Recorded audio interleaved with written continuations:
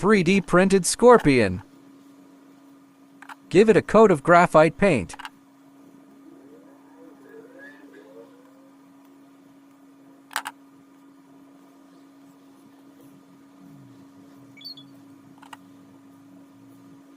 Speed up the video so it won't be too boring.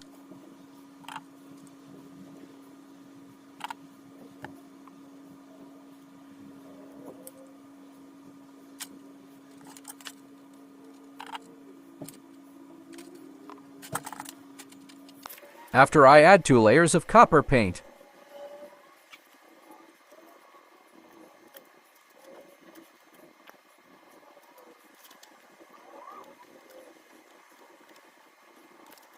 Stay tuned for the plating process.